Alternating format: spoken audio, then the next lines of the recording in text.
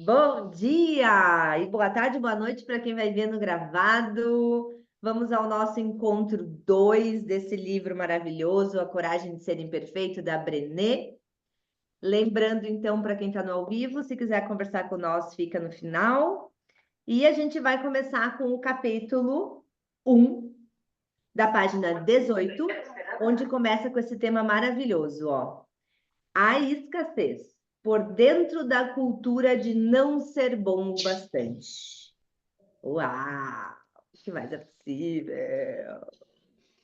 Vai, Nath, o que você quer falar? Deixa a Nath dar um oi, falar com vocês. Bom dia, boa tarde, boa noite para todos que estão aqui. Não, acredito que esse capítulo vai trazer uma abertura aí para nós do que ela vai explanar sobre a vulnerabilidade. Ela vai começar a explicar agora o que é o pensamento de escassez, o que está por trás disso para se conectar com a vulnerabilidade. Então, a gente vai começar com esse capítulo bem grandioso e bora lá. Então, lá. Ela começa ali na página 18, ó, ela coloca um pequeno texto onde ela fala assim, ó. Após realizar uma pesquisa durante 12 anos e observar o avanço no conceito da escassez, que passou a assolar nossas famílias, organizações e comunidades, chego à conclusão que já estamos cansados de sentir medo. Nós queremos viver com ousadia. E eu acho muito engraçado porque quando. Ai, desculpa. Quando a gente ouve escassez, né? Eu me lembro que a primeira vez que eu li esse livro, eu pensei assim: nossa, ela vai falar de dinheiro aqui. E aí, quando eu tive esse pensamento no ato, eu pensei, nossa, como em mim também está enraizado o conceito de que escassez tem relação com o dinheiro, né? E aqui nesse capítulo, ela abrange exatamente aquilo que eu sempre falo para vocês: escassez é o sentimento e a sensação de falta, falta de qualquer coisa, né? E uma das emoções que mais guia essa falta é o medo. Porque a gente tem medo, inclusive, de não ter o que a gente não tem. Olha que interessante isso. E aí ela começa, nesse capítulo aqui, falando bastante sobre narcisismo, ok? Que, convenhamos, deixa eu ver aqui no início, quando que foi a publicação desse livro aqui. Ó, a publicação desse livro foi 2016. E ela traz aqui que narcisismo já era um conceito muito distorcido naquela época. Hoje em dia, né, gurias, tá muito pior. Eu, pelo menos, que trabalho no atendimento direto ao público, toda hora. Ontem, por exemplo, eu escutei uma cliente que me perguntou: tá, mas isso é um comportamento narcisista? Falando do parceiro dela. E aí a gente percebe, né, que qualquer coisa que seja distorcida, a gente precisa rotular. A gente precisa encaixar a pessoa numa caixinha para dizer o que ela é, para ela ter um diagnóstico, para a gente poder se sentir mais confortável com aquele padrão comportamental. E aí ela traz aqui que, ó, os leigos usam o narcisismo como um diagnóstico que serve para tudo, desde a arrogância até o comportamento rude. Vocês ouvem falar bastante de narcisismo? Faz assim, eu falo assim. Ouve, né? Ouve, né? É um conceito que está bem enraizado. E aí ela traz aqui, ó, página 19, segundo parágrafo, é. Então é isso? Estamos cercados de narcisista? Nós nos transformamos em uma sociedade de pessoas egoístas e pretensiosas, que só se interessam por poder, sucesso, beleza e em se tornarem importantes? Será que estamos com o ego tão inflado que acreditamos ser superiores, mesmo quando não estamos contribuindo com nada relevante, nem produzindo algo de valor? Aí ela bota aqui, complementa. Se você é como eu, provavelmente estará refletindo um pouco e pensando: sim, o problema é exatamente esse. Não comigo, é claro, mas em termos gerais, essa parece ser mesmo a situação. Então ela traz o quê? Que normalmente essa é a visão que nós vamos, né, que a próprio inconsciente coletivo está produzindo sobre ele mesmo, de que nós estamos muito superficiais, muito, como se diz, com o ego muito inflado, no sentido distorcido do ego, né? Só que aí caberia uma reflexão para a gente fazer. Nós aqui que estamos no ao vivo, né? Nós estamos numa caminhada há algum tempo de autoconhecimento, é ou não é? Que o autoconhecimento fala para nós o tempo todo? Que a gente precisa olhar mais para gente, precisa olhar mais para dentro, precisa olhar mais para o espelho, precisa ter mais clareza sobre o micro. Quem fez o workshop das leis espirituais, né? Precisa olhar mais para o micro, para o que está dentro, e menos para o que está fora, porque o fora acaba guiando uma visão distorcida do que o teu micro veio para fazer ou para ser nessa realidade. Então, se a gente está dentro do autoconhecimento, explorando mais o eu, é normal que dê uma impressão de que estamos muito mais egoístas do que antigamente. Mas se a gente baixar esse véu e observar, a gente encontra generosidade de espírito em todos os lugares o tempo todo, né? Vocês não encontram? Eu encontro. Eu consigo observar a generosidade de espírito em muitas pessoas, em muitas situações, em muito local. Então, será que realmente essa visão que o inconsciente está querendo trazer para nós, de que o eu também é uma forma de narcisismo, não seria uma forma de parar esse processo evolutivo? Fica essa reflexão para vocês pensarem um pouquinho sobre isso, tá? Isso é uma coisa que eu venho há algum tempo matutando a minha cabeça sobre como encontrar ordem nesse caos, que seria o olhar para mim, para minha vida, para o meu micro, sem parecer egocentrista, narcisista ou individualista demais. Então, fica essa reflexão aí para vocês. Quer falar um pouquinho?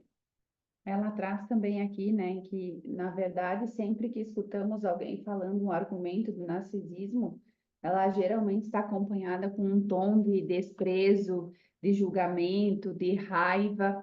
Então, é uma coisa que a gente vem trabalhando também aqui, quem está com nós nos workshops, né? O quanto a gente precisa, daqui a pouco, olhar para o outro e baixar todas as nossas barreiras e receber a pessoa da forma que ela é. E se ela tem isso para nos entregar, é isso ser dela nesse momento. E daqui a pouco baixar um pouco o julgamento em relação a isso e não rotular ela nesse momento.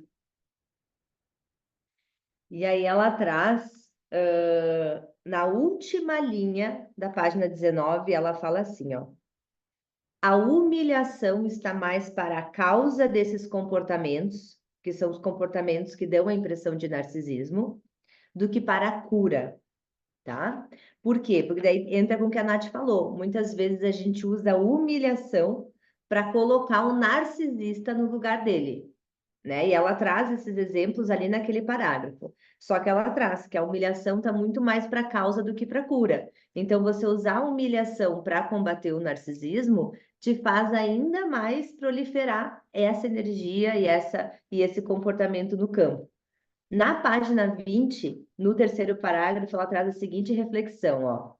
Precisamos compreender essas tendências e influências comportamentais, mas considero mais proveitoso e até mais transformador em muitos casos examinar os modelos de comportamento pelas lentes da vulnerabilidade.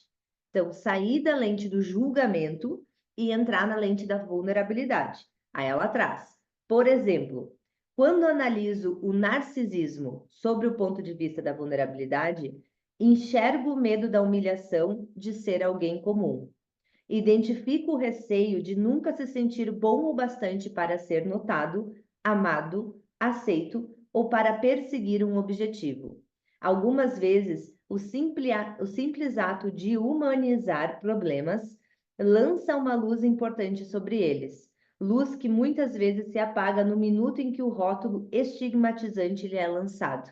Porque quando a gente lança um rótulo de narcisismo, seja para uma pessoa que não tem essa patologia, vamos dizer assim, automaticamente eu já defino que não tem mais jeito aquele ser humano, que aquele ser humano é o que é.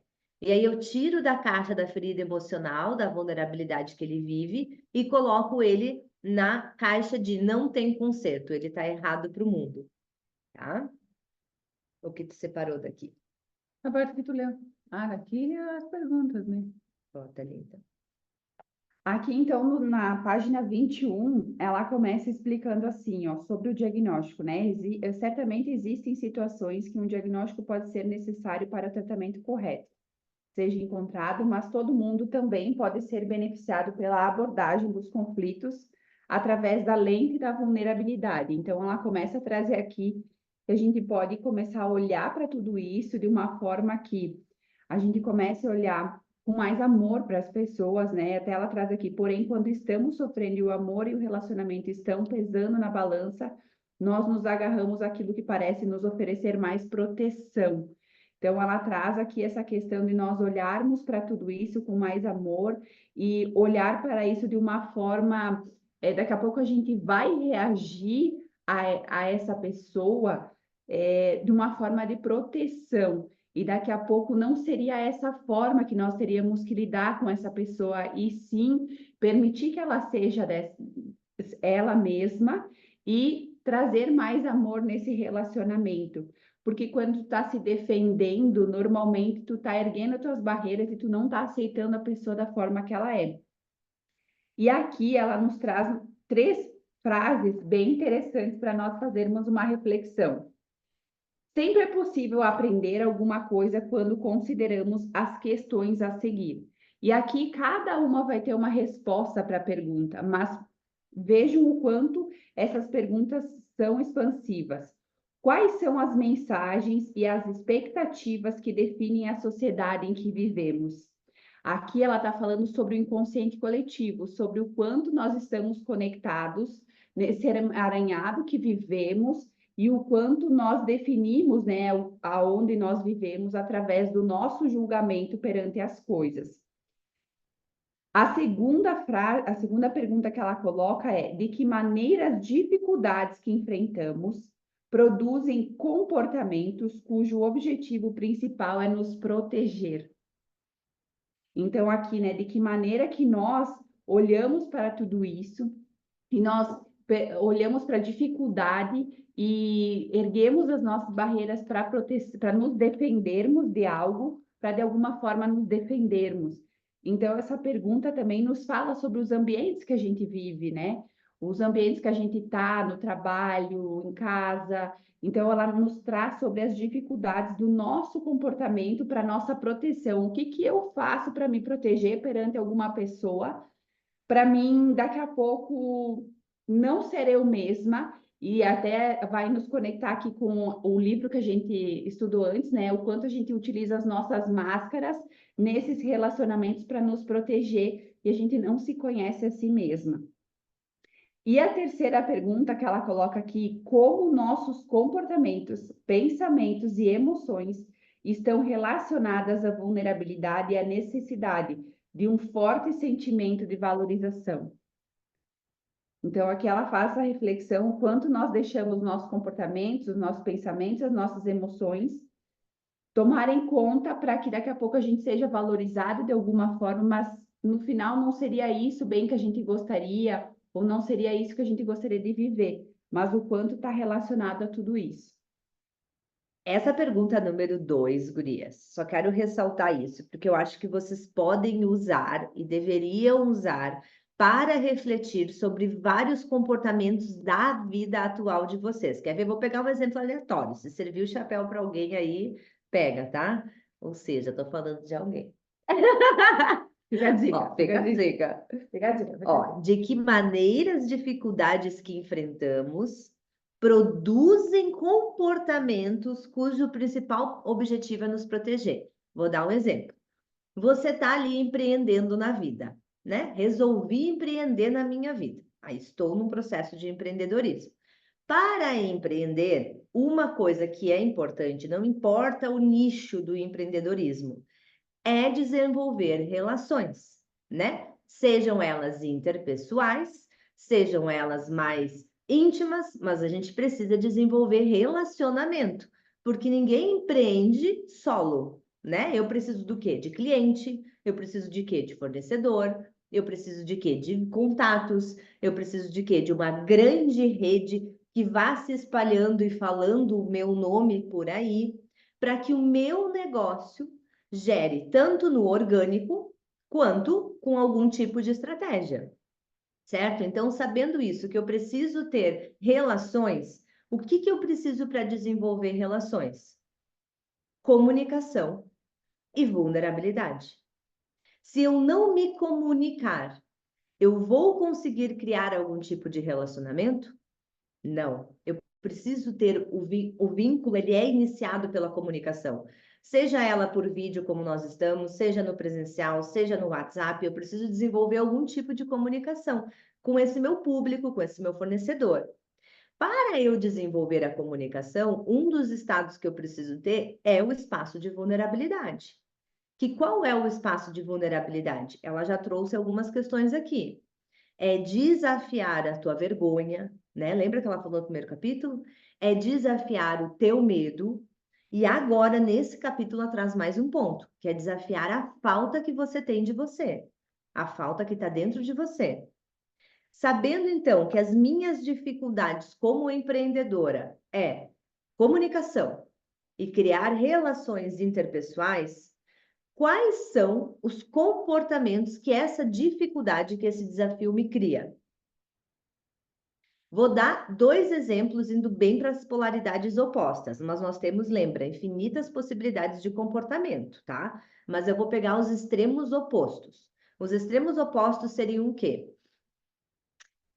Vou me esconder, vou arranjar desculpa, vou ficar enrolando o máximo que eu posso, vou me esconder atrás de alguma desculpa, de alguma atividade que eu julgue mais importante, vou me esconder, vou me paralisar atrás de desculpas guiadas pela minha falta, né? Então, eu não sei falar o suficiente, eu não sou boa o suficiente, eu tenho vergonha, eu tenho receio que me julguem, que são as desculpas que estão baseadas na falta, ok? Qual seria o comportamento extremo oposto? Que é algo que a gente vai desenvolver. O extremo oposto seria o quê? Cara, eu preciso trabalhar minha comunicação, minha vulnerabilidade, meu engajamento com as pessoas. Isso é desafiador para mim. Ok, não sou boa nisso. Não sou. Então, se eu não sou boa, eu me permito falhar. Primeiro ponto. Assumir que você não é boa nesse momento e que você pode falhar. Isso te dá um conforto gigantesco. Porque aí você sai daquilo que a gente falou na aula anterior, de ser perfeito, que era o pilar número 2. Lembra da pessoa plena? Então, você sai daquela questão do perfeccionismo. E aí você começa a colocar metas e desafios para você.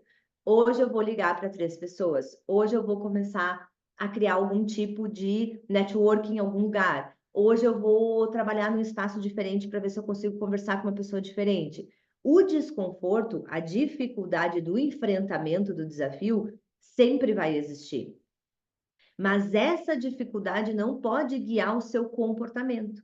Se tiver guiando o seu comportamento, para de ser um desafio, para de ser uma dificuldade para crescimento e se torna simplesmente uma espinha que incomoda.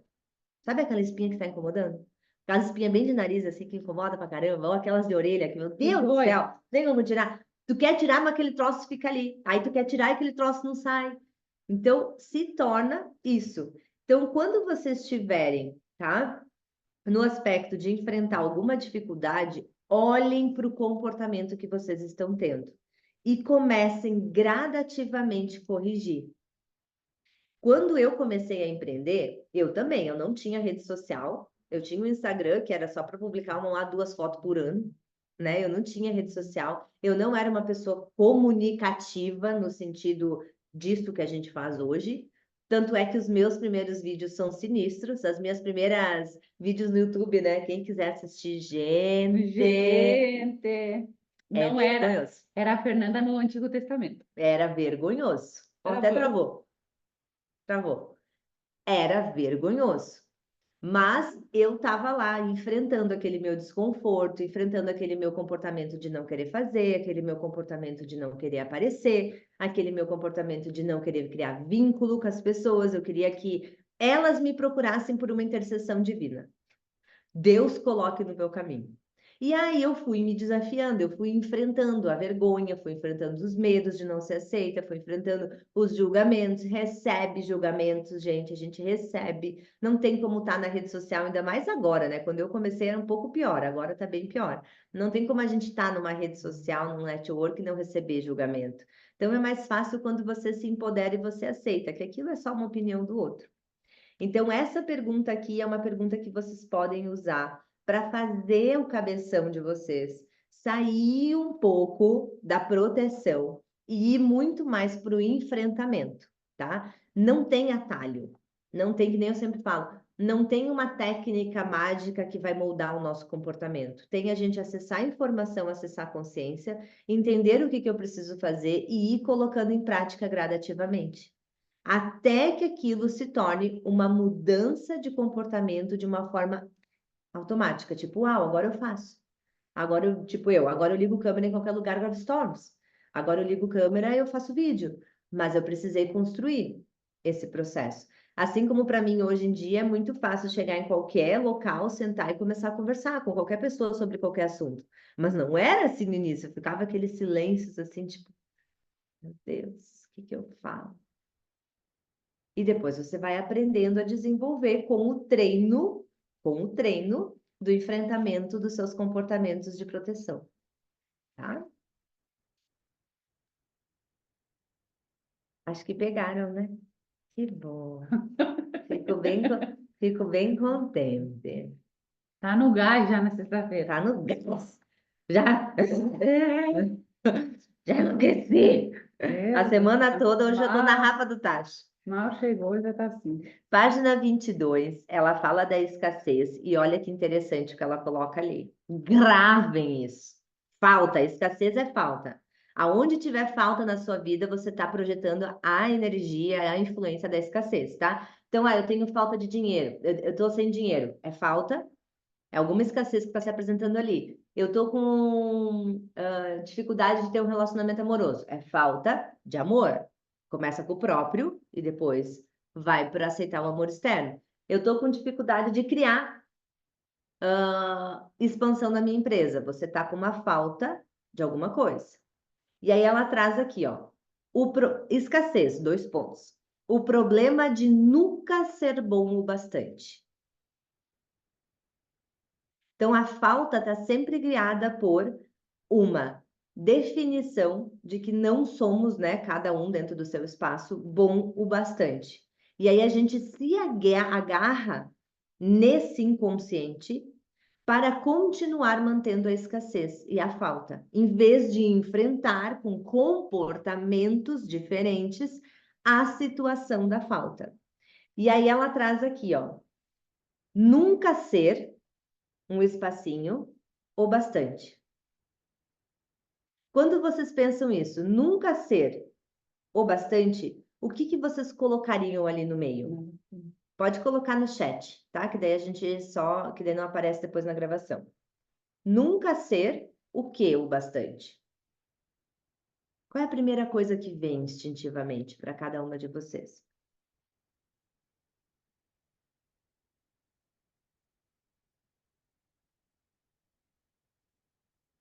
Pausa reflexiva.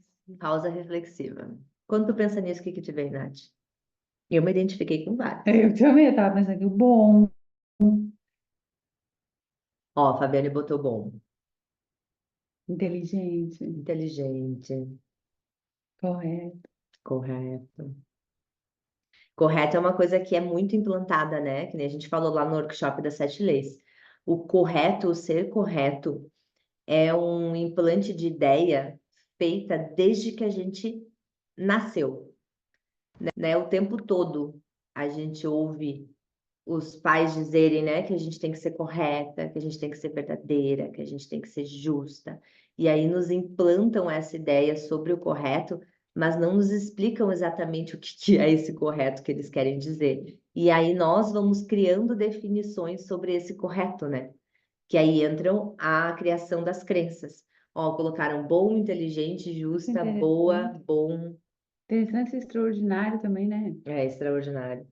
Mas extraordinário é para quem tem mais fluxo com sucesso, né? Não, mas nunca ser extraordinário. A pessoa já tá no outro Já tá no nível. outro nível. A pessoa já tá no outro nível, não Essa é aqui bom, é extraordinário. essa aqui do livro já está no outro nível, né? O número 9 é nunca ser o extraordinário o bastante. Você já tá no Essa outro já é um nível. outro nível de consciência. Lembra dos blocos de consciência? Já está lá em outro, né?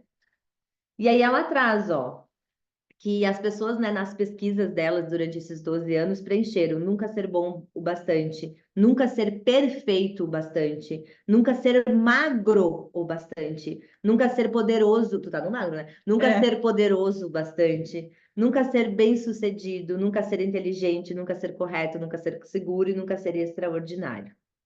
Então, essas faltas guiam a escassez que rege a vida de grande parte da sociedade, de grande parte do inconsciente coletivo, né? Essa parte aqui final, eu acho muito bacana vocês também fazerem reflexão sobre escassez. Quando ela bota ali no final da página 22, eu cheguei a sublinhar. Ela fala assim, ó: para mim e para muitos de nós, o primeiro pensamento do dia, ainda na cama, é: eu não dormi o suficiente. Tá quase reclamando. E o segundo é: eu não tenho tempo suficiente. Vamos ser sincerona. Quem tem esse pensamento aqui? Quando abre os olhos, pá, não dormiu o suficiente. Precisava de umas 3 horas a mais. Precisava de mais uma horinha aqui só para... Aí percebe que você já abre o olho na falta. Já abre o olho vibrando, pensando e tornando a criação do seu dia a partir da escassez, a partir da falta. No primeiro momento é falta de sono, depois é falta de tempo, e depois você vai indo durante o dia todo olhando para falta, falta, falta, falta. Me falta cliente, me falta dinheiro, me falta isso, me falta aquilo. E aí você acaba guiando a sua vida pela criação na falta. Já está virando workshop isso aqui. Pela criação na falta e não pela criação na expansão, né? Aí ela traz na página 23 lá no início, ó. Esse pensamento de não suficiência de nós vem a nós automaticamente. Isso é um piloto, é como se fosse um becamexão. Antes mesmo de podermos nos dar conta da sua presença ou examiná-lo. Passamos a maior parte de nossas vidas ouvindo, explicando, reclamando ou nos preocupando com o que não temos em quantidade ou grau suficiente. Antes de sentarmos na cama, antes dos nossos pés tocarem no chão, já nos sentimos inadequados, já ficamos para trás, já perdemos, já damos faltas de alguma coisa. E quando voltamos para a cama à noite, nossa mente recita uma ladainha de coisas que não conseguimos ou não fizemos naquele dia. Vamos dormir com o peso desses pensamentos e despertamos para lamentar mais falta. Essa situação interna de escassez, essa tendência mental à escassez, habita no âmago do ciúme, da cobiça, do preconceito e das nossas interações com a vida. E preconceito, tá? Bem interessante vocês analisarem esse ponto. Acho que ela fala nesse livro aqui, agora eu não sei se é nesse livro, se é um dos outros. O preconceito ela traz muito quando o preconceito contra nós mesmos, tá? Porque a gente imagina preconceito contra outra pessoa. O preconceito é contra nós. Então, a escassez, portanto, é o problema de nunca ser ou ter o bastante. Ela triunfa em uma sociedade onde todos estão hiperconscientes da falta. Olha que fantástico isso. Como que a gente pode combater, gente, essa energia de escassez, essa energia de falta, tá? Por exemplo, à noite, antes de dormir, fazer o caderninho da gratidão, tá? Fazer o caderninho da gratidão. Gente, escrever 4, 5 coisas que você é grata, começa a colocar no seu inconsciente uma nova, né, uma reprogramação mental de você olhar para o que você teve, o que você fez, e começa a te tirar dessa ladainha. Ao acordar de manhã, por exemplo, você pode usar a ferramenta de perguntas. Então, em vez de você sair de definições, eu não dormi o suficiente. Então, ao acordar, abrir os olhos, você já começa. O que se requer para que meu dia seja grandioso? O que se requer para que eu preencha a minha existência de energia? Como eu posso hoje me sobrecriar? Como eu posso tornar esse dia ainda mais grandioso do que já foi até agora? Então, você começa a colocar perguntas para sair dessa falta. A pergunta te põe na possibilidade. Como você vai viver o dia? Você vai viver o dia na energia da possibilidade. À noite você agradece para você fazer o quê? O download de quanto você foi produtivo aquele dia, de como você fez várias coisas, de como você é bom sim o suficiente, de como o universo foi generoso para você te dando tal coisas, tal oportunidades, tal vivências naquele dia. Percebe como a gente vai reprogramando o cérebro para a gente sair, né? Programando nossa mente, desculpa, porque cérebro não é uma máquina, para a gente reprogramar nossa mente para a gente sair desse problema de falta. Vocês concordam quando ela traz esses exemplos aqui? Faz assim ou faz assim. Eu também, eu me reconheço muito em vários momentos, em vários dias, principalmente esse do sono aqui, que eu adoro dormir, né, de manhã.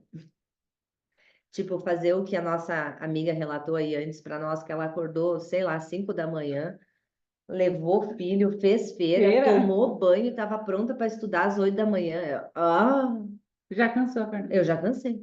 Entende? Eu vou começar a fazer isso lá pelas 10, entendeu? Eu tô me desafiando nessas aulas 8 da manhã, porque isso aqui para mim é um desafio.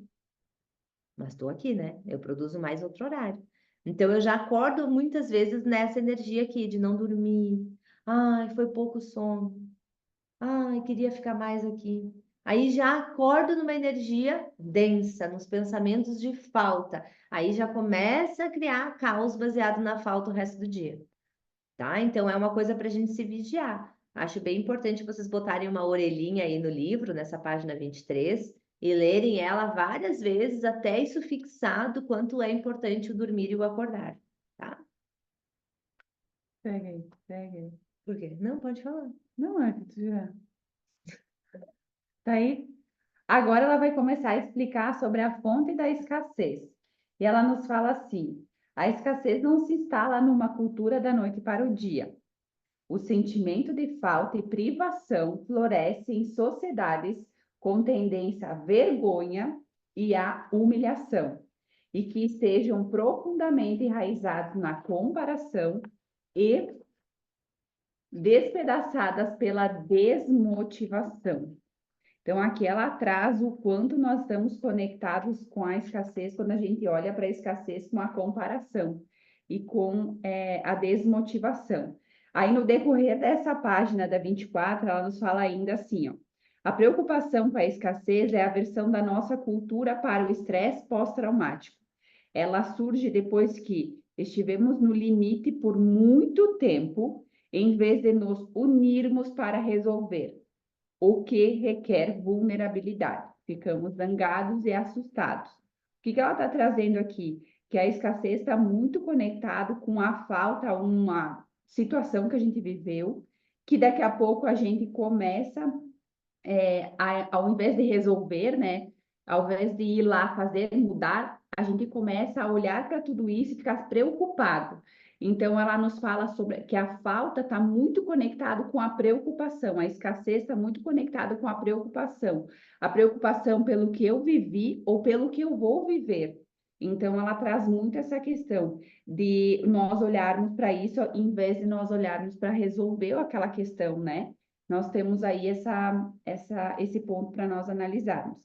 E ela nos traz também que a escassez encontra terreno fértil em nossas condições e as perpetua até que uma massa crítica de pessoas começa a fazer escolhas diferentes e a remodelar os contextos menores a que pertence.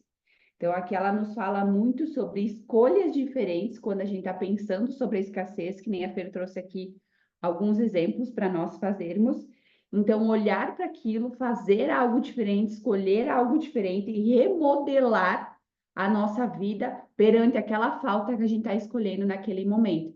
Então, eu vou olhar de que forma que eu posso movimentar essa falta por uma abundância, no caso, que nem aqui, pensar no sono. O quanto daqui a pouco eu posso estar agradecendo por ter acordado e ter uma vida maravilhosa, e o quanto esse dia vai ser maravilhoso, o quanto eu posso manifestar algo diferente no meu dia. Então, sair desse movimento da falta e ir para a criação do movimento. O que eu acho interessante aqui nesse parágrafo que a Nath leu é a gente fazer uma autoanálise sobre a nossa vida. O que está nos guiando? Porque se a gente acorda já na falta e a gente vai dormir olhando para o que a gente não tem ou para o que a gente não fez naquele dia, qual é dessas três que está me guiando? É a vergonha? É a comparação? Ou é a desmotivação? A comparação, ela é muito, muito, muito presente. Apesar da maioria das pessoas dizerem que não se comparam. Não é assim? É meio velado, né? É velado, gente, é escondido. Só que se você vai à noite, achando que você não fez o que você deveria fazer, você está se comparando a algum ideal. Talvez você não esteja se comparando a uma pessoa específica, tipo, estou me comparando àquela pessoa, mas eu estou me comparando a um ideal. Por exemplo, o ideal que foi me vendido, né, a máscara que foi me vendido do empreendedorismo, por exemplo, é que eu tenho que fazer isso no dia. E se eu não fizer isso no dia, eu não fui produtivo. Então, a comparação é uma das coisas que muito afeta essa escassez. E aí, até no workshop das 7 leis espirituais, a gente falou para as pessoas, né? A gente aplicou as 7 leis na prática. E quando a gente aplica as 7 leis, a gente percebe que você só está na comparação quando a sua visão de mundo está onde? Fora. Quando você está olhando para dentro, para o seu micro, para o seu pequeno detalhe que você fez diferente, para a sua pequena mudança de comportamento que você conseguiu fazer, no micro, no pequenininho, ali, bem no pequenininho, ali você sai da comparação. Porque ali você está reconhecendo um pouco o que você fez. A lei que fala disso, para quem quiser estudar, é o princípio da correspondência, tá? O princípio da correspondência é o princípio que mais fala dessa questão do fora e do dentro, para vocês terem mais clareza aí, quem quiser estudar. Um dia, quem sabe, a gente faz um clube do livro desse livro, né? Um dia, quem sabe, né? Quando a gente chegar nessa maturidade. Então, a desmotivação, no meu interessante ponto de vista, também é uma coisa que guia muito a falta, e ela é muito guiada pela. Eu percebo muito que as pessoas aqui nessa realidade, elas confundem muito com ambição. Não tem ambição na vida. Não tem ambição na vida. Na verdade, aquela pessoa, ela está desmotivada. Por que que ela está desmotivada? Reflitam sobre isso, tá? Cada um aí começa a observar a vida sobre uns pontos de vista diferentes, que é o nosso objetivo de fazer um grupo de estudo, né? Então, muitas pessoas estão desmotivadas por quê? Vou dar um exemplo de um cliente meu, que veio para mim para a sessão, um homem. Ele é uma pessoa, trabalha, ele tem um salário bom, ele é casado, ele tem uma condição, vamos dizer assim, social dessa realidade super encaixado. Só que quando ele senta e começa a falar da vida dele, a impressão que dá, meu Deus, está numa depressão profunda. Mas na verdade não, ele tem apenas desmotivação. Por quê? O trabalhar, o ter uma carreira, o fazer as coisas para ele não tem um propósito, não tem uma motivação. Ele enxerga aquilo como meio que viver num piloto automático. Eu trabalho para ter dinheiro para gastar no mês seguinte, mas aí eu trabalho de novo para me ter dinheiro, para me fazer o básico, e eu não vejo propósito, e porque lá na empresa que eu trabalho ninguém ouve as opiniões, ninguém muda, ninguém faz nada. Ou seja, ele está sem sentido, ele está desmotivado, ele não vê propósito na existência. Então, como que essa pessoa vai se tornando em comportamento? Lembra que a gente falou daquela pergunta? Como que o desafio se torna um comportamento? Então ele começa a ter um comportamento de quê? De sobrevivência, que para muitas pessoas é não ter ambição na vida. é não ter o desejo de criar, é não ter o desejo de manifestar. Mas muito está enraizado no propósito. Ou seja, talvez o que ele está fazendo e a forma de vida que ele criou, trabalhar, ser funcionário, ter uma esposa, ter filhos, ter cachorro, não é o que motiva a existência dele. Talvez motivaria a existência dele ele estar fazendo alguma outra coisa. E aí, nessa conversa com ele, eu perguntei: e o que te daria prazer? E olha que interessante a resposta que ele me trouxe. Eu gosto muito de fazer palestras. Eu não fiz muitas, ele falou. Acho que eu fiz umas 2 vezes na vida. Olha, vi até um sol aqui, ó. Mas eu gosto de palestrar. Daí eu falei para ele: por que você não começa a dar aula?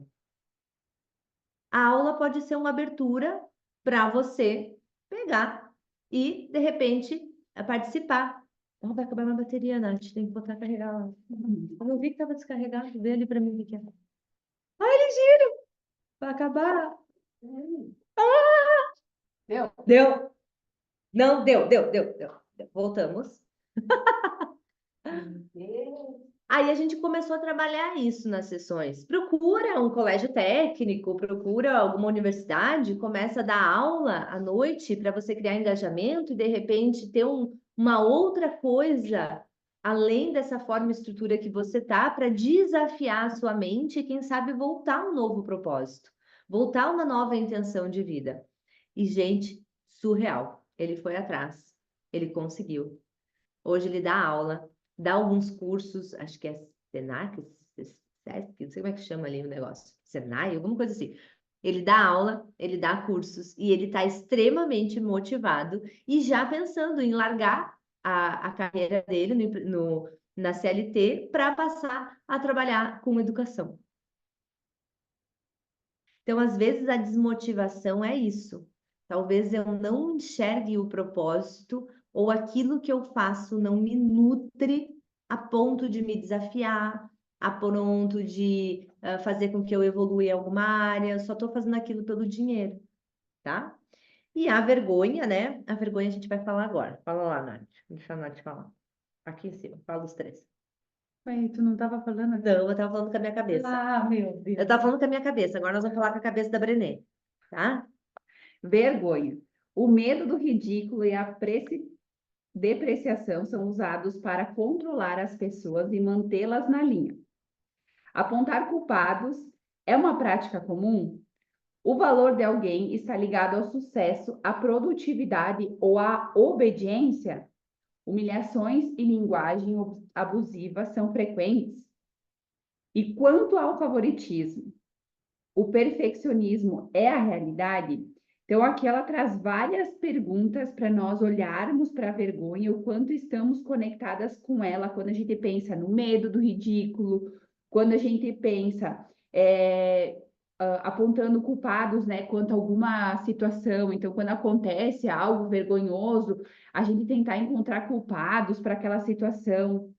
O quanto nós estamos conectados com o sucesso e a produtividade e o medo daquela questão de obediência. Então, tem que fazer dessa forma, senão vai ser vergonhoso eu não fazer dessa forma. Então, ela traz aqui também humilhações e linguagens abusivas são frequentes. Aqui ela faz uma pergunta, né? O quanto isso está conectado com a vergonha em alguma situação, porque muitas vezes quando a gente está, por exemplo, no trabalho, quando a gente está na nossa vida, tem pessoas que, sendo humilhadas ou recebendo uma linguagem abusiva, elas sentem-se envergonhadas e acabam se afastando ou julgando aquela pessoa, e daqui a pouco não é sobre você, é sobre aquela pessoa que está acontecendo aquela situação. E aqui ela também nos fala sobre o perfeccionismo. E lembrem que uma das frases ali que ela traz para ter uma vida plena é nós nos desapegarmos do perfeccionismo. Então, o quanto o perfeccionismo está conectado com a realidade que nós estamos vivendo e o quanto a gente traz isso como uma forma correta de não passarmos daqui a pouco uma vergonha por querer ser correta, certa, e a gente entrar nesses padrões, como a gente comentou aqui. Então, vejam essas perguntas, o quanto Daqui a pouco elas trazem para vocês alguma resposta do que vocês verificam como vergonha na vida. O quanto daqui a pouco alguma situação que vocês viveram, vocês se conectaram com a vergonha e daqui a pouco vocês vêm escolhendo situações parecidas para que a vergonha esteja presente na nossa vida e que a escassez também esteja, que a falta também esteja, porque está muito conectado com isso. A Ok. comparação já foi? Tá. E aqui ela nos fala no seguinte, ó. A macro Eu sociedade. acho que esse aqui tu podia ler todo, ó, que esse parágrafo aqui é muito bom. Muito bom. É muito bom. É muito bom. Daí a gente explica, porque esse parágrafo é muito bom. Quando penso na minha família, sei que essas são as questões exatas que meu marido e eu testamos superar todos os dias. Uso a palavra superar porque desenvolver um relacionamento, criar uma família, implantar uma cultura organizacional, administrar uma escola ou promover uma comunidade religiosa de um jeito que seja fundamentalmente oposto às normas sociais governadas pela escassez, exige consciência, compromisso e muito trabalho, todos os dias. A macrosociedade está sempre exercendo pressão sobre nós e, a não ser que tenhamos vontade de recuar e decidir lutar pelo que acreditamos, o estado permanente de escassez se torna um modus operandi. Então, quando ela fala aqui, que eu acho muito interessante o uso da palavra superar, né? Que superar é como se fosse algo que eu tenho que fazer além, né? Muito parecido com a energia de sobrecriação. Eu tenho que ir além. O superar é o fazer diferente daquilo. E aí, quando ela traz aqui a questão de para sair da escassez como um todo, a gente precisa estar consciente, exige consciência, ou seja, eu preciso olhar para isso, eu preciso fazer o que eu estou fazendo com essas meninas agora, parar, conversar sobre escassez, olhar para a vergonha, olhar para a comparação, olhar para a desmotivação, perceber aonde eu estou me enquadrando. Eu estou me enquadrando nas três, beleza, mas qual eu estou mais profunda? Qual mais me domina na minha vida? Que mais alimenta a falta que eu tenho de alguma coisa ou de mim mesma? Compromisso. Eu escolho a partir de hoje começar a olhar para isso. Mesmo que todo fora esteja me bombardeando com escassez, eu escolho ter atitudes pequenas que vão fazer com que eu saia desse padrão. E muito trabalho, todos os dias. A gente não sai de um padrão de escassez fazendo um tratamento, fazendo um encontro, conversando sobre isso uma vez, fazendo diferente um dia. Eu preciso ter atitudes todos os dias em prol daquilo. E essas atitudes precisam ser guiadas na consciência que eu assumi agora sobre vergonha, sobre comparação e sobre desmotivação. Se eu assumi e eu olhei para essas três emoções, essas três frequências, e percebi aonde eu apresento cada uma delas, eu vou trabalhar gradativamente, bem pequenininho, tá? Não é fazer uma grande transformação. A partir de agora, terminou essa aula, eu vou ser a pessoa mais desvergonhada do mundo. Não é assim. É gradativo, é no micro, todos os dias, no compromisso e na consciência do que você quer mudar. E aí ela traz aqui, ó, o oposto de viver em escassez não é cultivar o excesso. Que muitas pessoas querem sair da escassez e ir lá para a polaridade oposta. Lembra que no workshop, no princípio do ritmo, a gente falou? É o meio. Não é nem o excesso e não é nem a falta.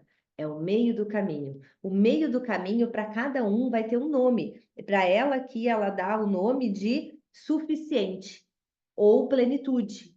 E quando ela está no meio, ela entende. Eu não preciso ficar querer, tipo, ter o iPhone cada vez que o iPhone lança um modelo novo. Eu já tenho um que é funcional, que é suficiente, que me abastece, que me nutre. Ah, mas desperta muito desejo. Claro, os caras trabalham com isso, os caras trabalham para despertar desejo, eles sabem deixar a gente com vontade de comprar o iPhone novo quando sai.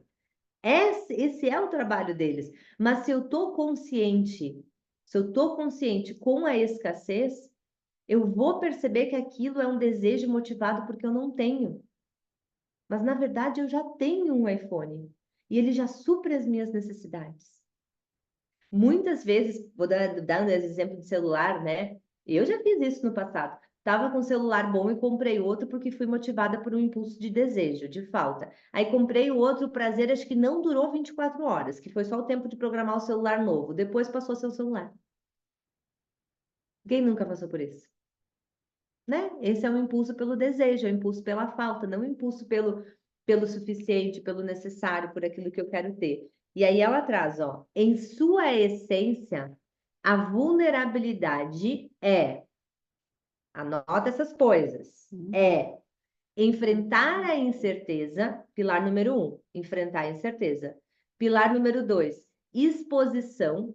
Então, eu tenho que estar exposta de alguma forma, mesmo que isso me cause desconforto. Quando eu estou sendo exposta, eu estou vulnerável. E os riscos emocionais.